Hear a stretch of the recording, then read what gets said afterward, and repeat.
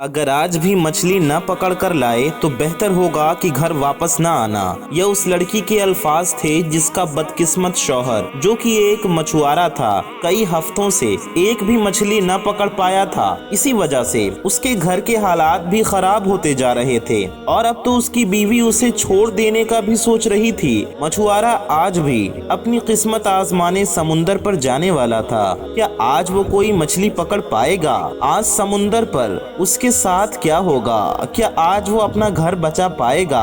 और क्या समुंदर की मछलियां उसकी मदद करने आएंगी? क्या मछलियां उसे समुंदर से सोना निकाल कर देंगी? अगर ऐसा होगा तो क्यों? आइए कहानी सुनते हैं। दोस्तों, सूरज की आखिरी किरणें एक ऐसी लकड़ी के पुराने घर पर पड़ रही थी जो समुंदर के किनारे बना हुआ था। वह घर उस गरीब मछुआरे का था जिसका नाम हारून था। वो समुंदर से मछलियां पकड़ता था तो तब उसका घर चलता था, लेकिन पिछले कई हफ्तों से वो अपने घर पर एक भी मछली पकड़कर न लाया था। वो इतना गरीब था कि समुंदर पर जब मौसम खराब होता और तेज हवाएं चलती तो उसका लकड़ी का घर हवा से हिलने लगता।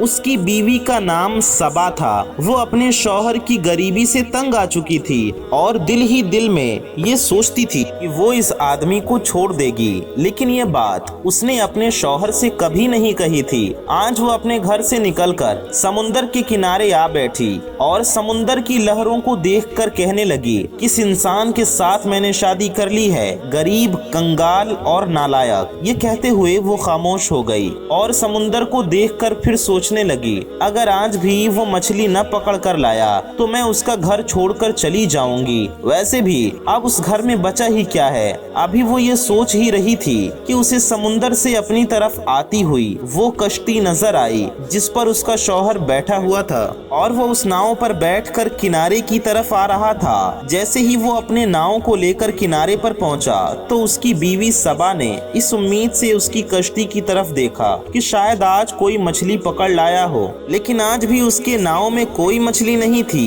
मछुआरे हारून का उतरा हुआ चेहरा भी यही कहानी सुना रहा था कि आज भी वो समुंदर से खाली हाथ आया है। उसकी आंखों में शर्मिंदगी थी। वो अपनी बीवी से नजरें न मिला पाया और खामोशी से अपने घर की तरफ चल पड़ा।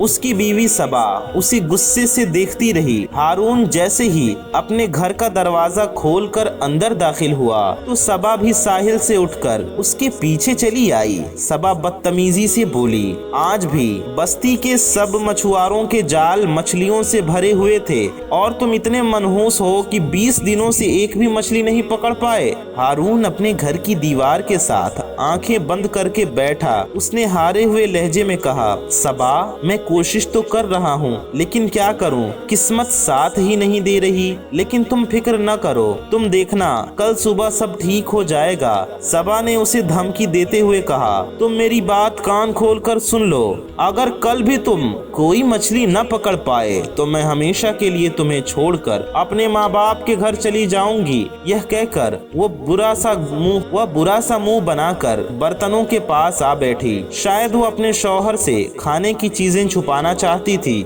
मछुआरा बोला, सबा, मुझे पता है तुम मुझे छोड़कर कभी नहीं जाओगी। सबा ने कोई जवाब न दिया तो हारून फिर बोला, मुझे बहुत भूख लगी है, मैंने सुबह से कुछ भी नहीं खाया, मुझे खाने के लिए कुछ दे दो। सबा गुस्से से बोली, कहाँ से दूं तुम्हें खाना, कुछ कमा कर लाए होते तो आज मिल भी जाता। मैं तो खुद तुम्हारी वजह से भूखी हूँ और वो भी सुबह से। तुम्हारे साथ रहने से बेहतर है मैं अपने घर वापस चली जाऊं या फिर समुंदर में कूदकर अपनी जान दे दूं। हारून ने फौरन अपनी बीवी की तरफ देखा और उसके लिए किसी पड़ोसी से रोटी मांगने घर से बाहर निकल आया। बाहर अब रात थी। समंदर की तेज हवा हारून से यूं टकरा रही थी जैसे गरीबी उसके घर के दरवाजे से टकरा रही थी। हारून के घर से निकलने की देर थी कि सबा ने मिट्टी में छुपाया हुआ सालन और रोटियां निकाली और जल्दी जल्दी उन्हें खाने लगी। हारून अपनी बस्ती के एक मछुआरे शिराज के घर के दरवाजे दरवाजे पर पहुंचा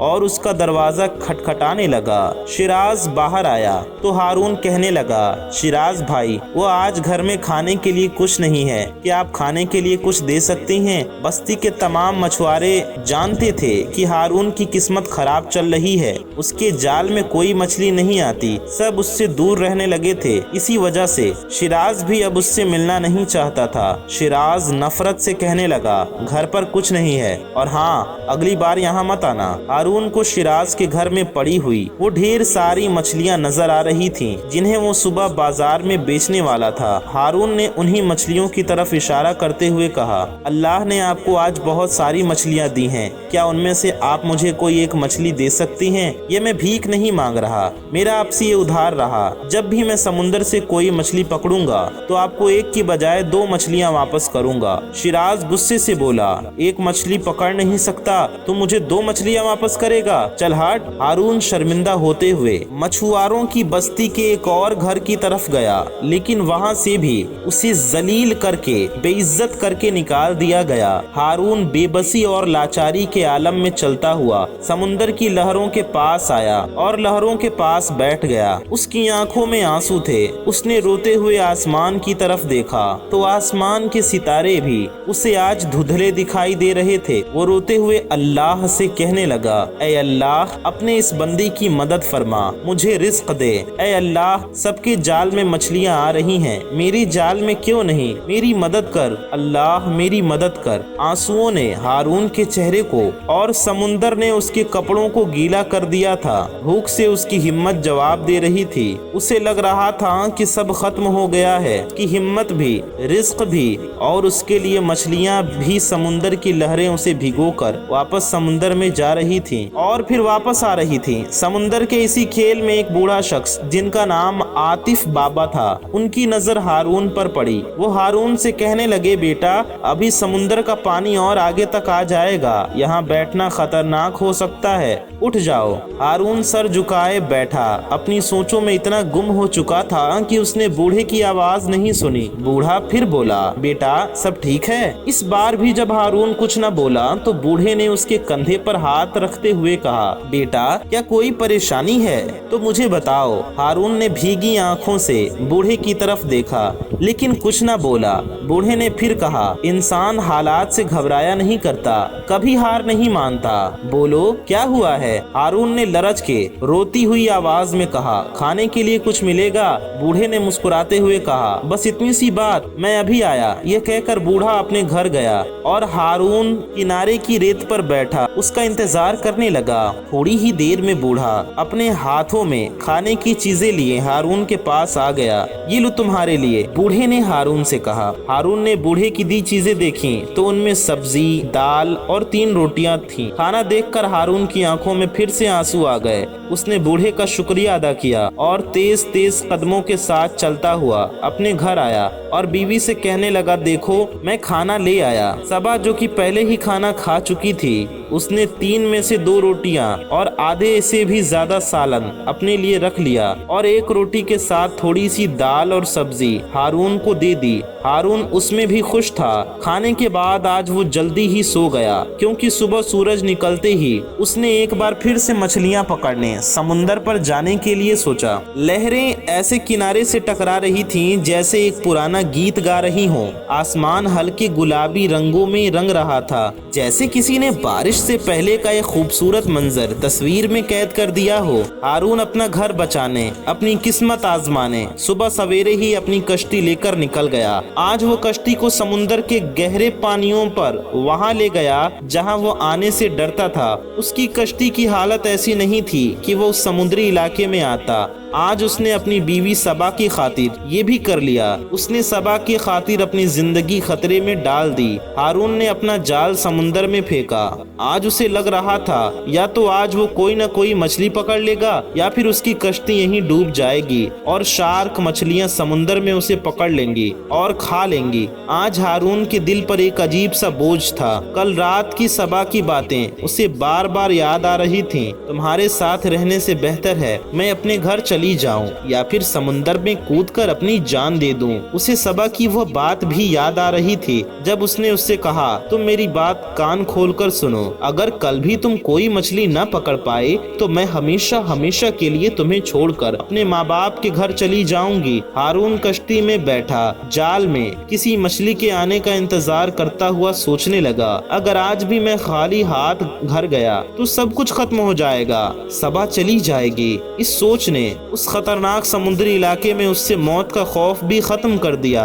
अब उसे इस बात का कोई डर न था कि उसकी कश्ती यहाँ समुंदर में डूब जाएगी। वो बस किसी न किसी तरह मछलियाँ पकड़ना चाहता था, वो समुंदर में ही क्यों न मर जाए। यह उसकी अपनी बीवी से सच्ची मोहब्बत थी जिसे वो चंद पैसों की खातिर समझ न पा रही थी। शायद वो उसकी हिम्मत बनती तो हारून पर ऐसे दिन ही न आते। शायद कुदरत हारून को उसकी बीवी का असल चेहरा दिखाना चाहती थी। यही वजह थी कि कई घंटे गुजर जाने के बाद भी हारून अब तक कोई मछली न पकड़ पाया था। दोपहर हो गई, गर्मियों का सूरज आग बरसाने लगा, लेकिन उसका जाल अब भी खाली ही था। 3 बजे के करीब उसकी कश्ती एक ऐसी कश्ती पर पड़ी जहां पर खड़े शख्स का चेहरा कुछ जाना पहचाना था। वह और कोई नहीं बल्कि शिराज था। वहीं शिराज कल रात जिसने हारून को जलील करके अपने दरवाजे से वापस भेज दिया था, वो अपनी कल वाली मछलियां बाजार में बेच देने के बाद अब फिर से मछलियां पकड़ने गहरे समुंदर पर आ चुका था। उसकी कश्ती हारून की कश्ती से कहीं बड़ी थी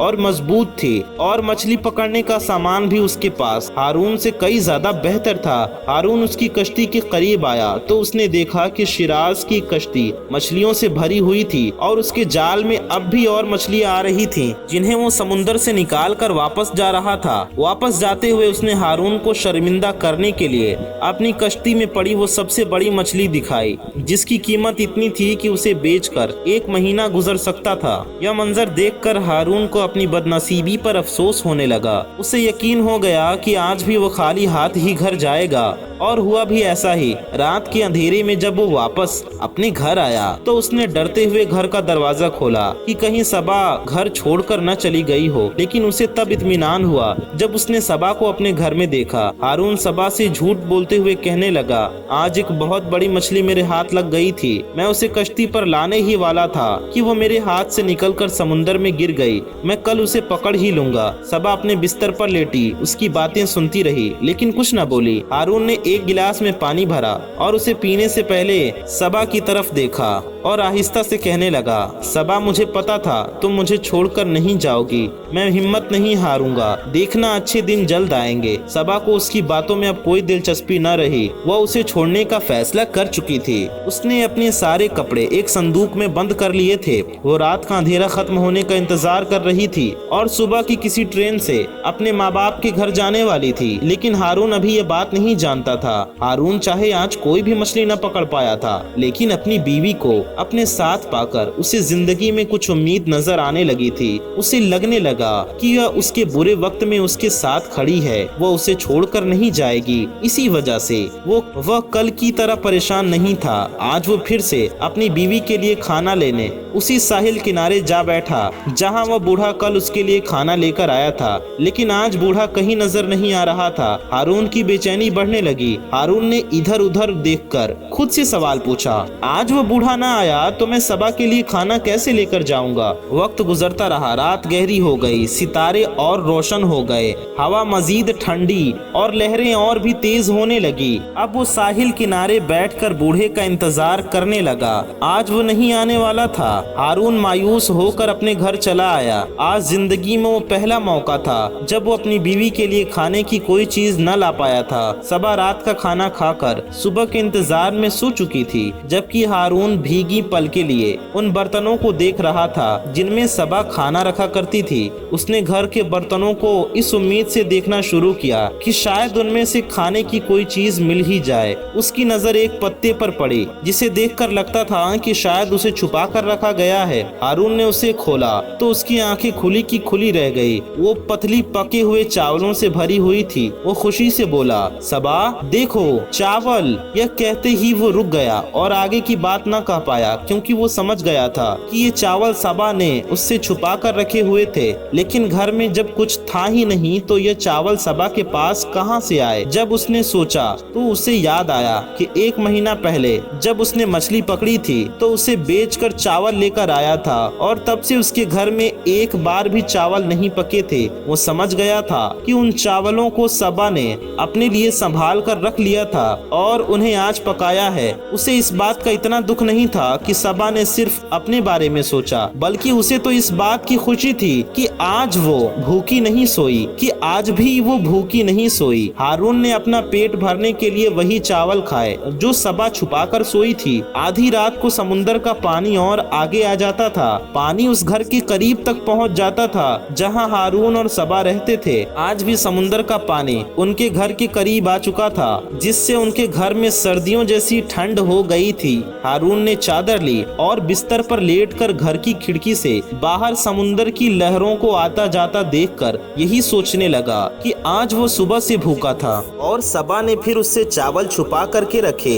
इन्हीं सोच में वो सो गया और समंदर पर सुबह हो गई। आज वो सुबह हुई थी जो हारून को सबा का असल चेहरा दिखाने वाली थी। आज वो सुबह थी जो सब कुछ बदल देने वाली थी।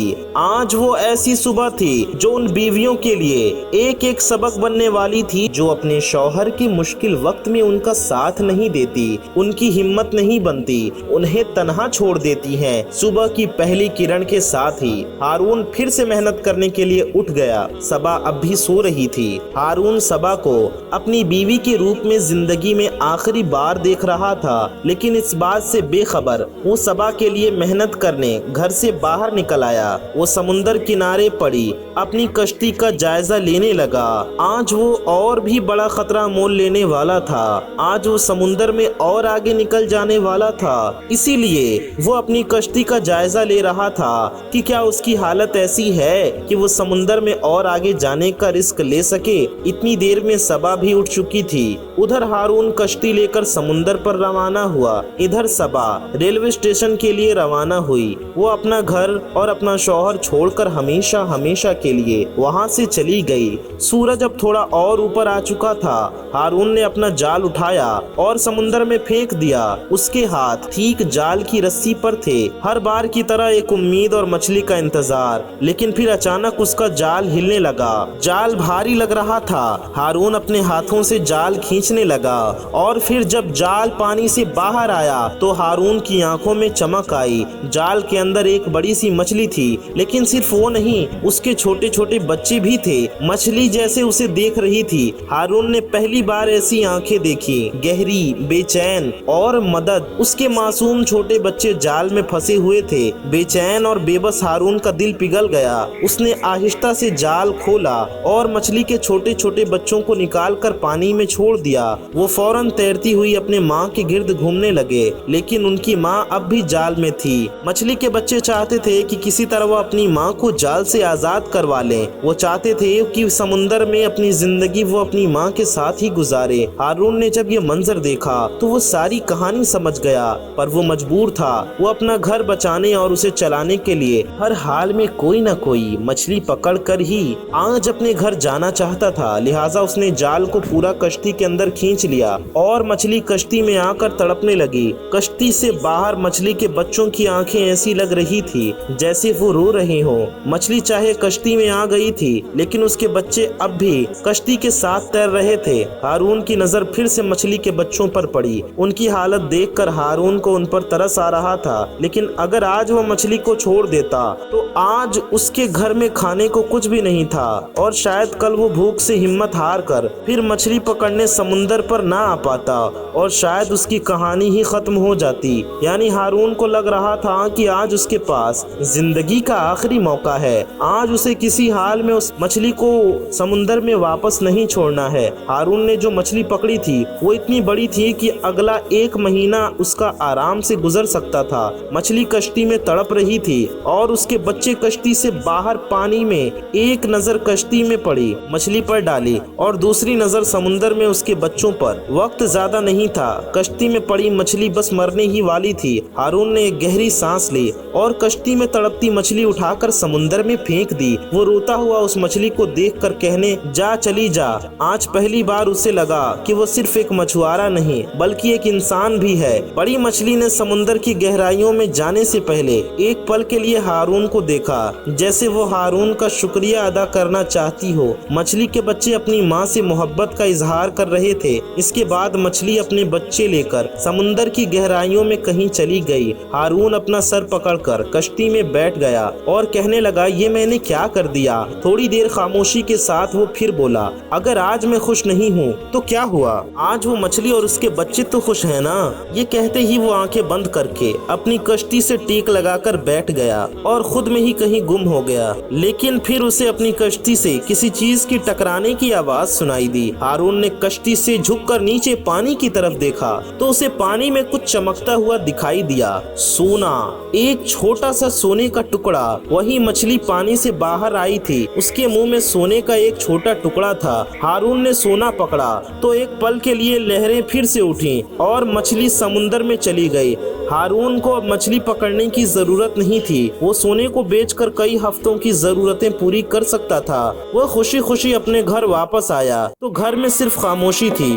उसने आवाज दी मगर सबा का कोई जवाब न आया। उसके दिल में एक अजीब सा खौफ जागा और अचानक उसे सबा की कही हुई ये बात याद आई, अगर कल भी तुम कोई मछली न पकड़ पाए तो मैं चली जाऊंगी कहीं। सबा सच में तो नहीं चली गई। हारून ने अपना सर पकड़ लिया। नहीं, ऐसा नहीं हो सकता। हारून के दिल में बेचैनी बढ़ने लगी। वो तेजी से बाहर निकला, इधर उधर देखा मगर सबा कहीं नहीं थी। फिर उसे याद आया कि उसके पास सबा के बाप का नंबर है, लेकिन हारून के पास न मोबाइल था और न ही उसे फोन करने के पैसे। उसने करीबी बाजार जाकर सोना बेचा और सबा के बाप को फोन किया। दूसरी तरफ से एक सख्त आवाज सुनाई दी। सबा के बाप की आवाज सुनाई दी जिसने उसे बताया कि सबा उसी के घर पर है और अब वो उसके साथ रहना तो दूर, उसकी शक्ल भी नहीं देखना चाहती। उसने आइंदा उसे फोन न करने का कहा। दिन गुजरते गए। हारून की सारी कोशिशें नाकाम रही। हारून और सबा का रिश्ता हमेशा के लिए खत्म हो गया।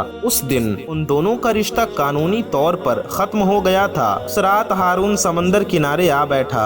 आज उसके पास पैसा था, सबा नहीं थी। सबा उसके लिए नहीं, सिर्फ पैसों के लिए उसके साथ थी। जैसे ही पैसा खत्म हुआ वो चली गई। जो साथ छोड़ने वाले होते हैं वो किसी हाल में छोड़ जाते हैं। जो असल में अपने होते हैं वो अच्छे और बुरे हर तरह के वक्त में साथ निभाते हैं। यह कहानी हमें एक नई सबक देती है। जिंदगी में अच्छा बुरा वक्त आता रहता है मगर मुश्किल वक्त ही हमें बताता है कि हमारे पास अपना कौन है और गैर कौन है। बुरा वक्त हमें सच्चे और झूठे, अपने और पराये लोगों की पहचान कराता है। जो मुश्किल में साथ देते हैं वही हमारे असल साथी होते हैं। अच्छे वक्त में तो गैर भी साथ दे देते हैं। अगर आप इस कहानी का अगला हिस्सा देखना चाहें तो हमें कमेंट में जरूर बताइएगा।